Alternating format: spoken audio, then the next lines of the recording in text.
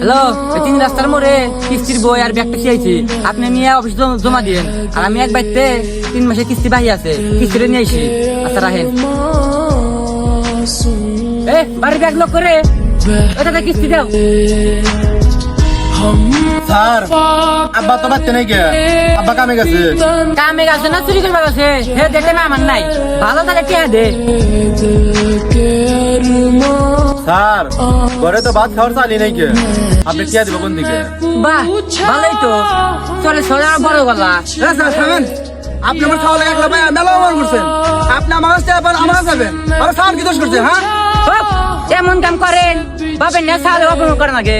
অত কথা বুঝি না, তাদের কিস্তিটা দেন। আর কিস্তিটা না দেন, ঘরের জিনিসপাতি ব্যাগ বেচে কিস্তিটা তুলমু। স্যার আর কয়টা দিন সময় দেন। হাতে টাকা পয়সা হলে করে না অফিসে যদি আসবনি আপনার কষ্ট করতে শোনাবেন না। আপনার মতো মিথ্যাবাদী কথায় আমি বিশ্বাস গেতেছি না। আপনাদের মতো মিথ্যাবাদীদের জন্যই ভালো মানুষকে বিশ্বাস করা গেতেছে না। আল্লাহ দোয়া লাগে স্যার, আর কয়টা দিন সময় দেন।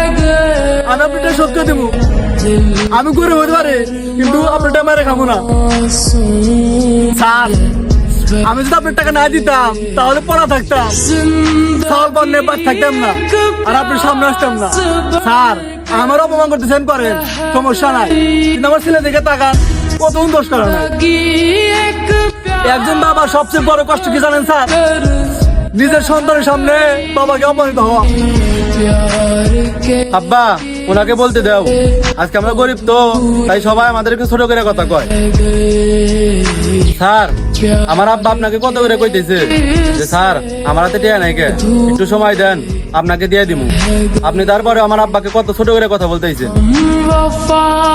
একজন গরিব অসহায়কে অপমান করা শক্তির পরিচয় না, একজন গরিব অসহায়কে সময় দেওয়া হলো বড় মনের পরিচয়। অভাবের সংসারে পেটের কথা কখনোই কষ্ট দেয় না, কষ্ট দেয় আপনাদের মতো কিছু মানুষেরা। আপনি আমার আব্বার কাছে টাকা পান ভালো কথা, কিন্তু একটাবার আপনি আমার আব্বার চোখের দিকে তাকান। আমার আব্বার চোখের পানি কি আপনার কাছে পাওনা ছিল? আপনারা মানুষকে সবসময় টাকা দিয়ে বিচার করেন, কখনোই গরিবদের ইমোশনটাই বোঝেন না। আর একটা কথা জানেন কি স্যার, আপনাদের মতো বড় লোকেরা উঁচু তলার মানুষ, কিন্তু উঁচু মানুষ না। আসলে ভাই, আপনাকে না বুঝে আমি অনেক কষ্ট করে কথা বলছি, কিছু মনে করেন না।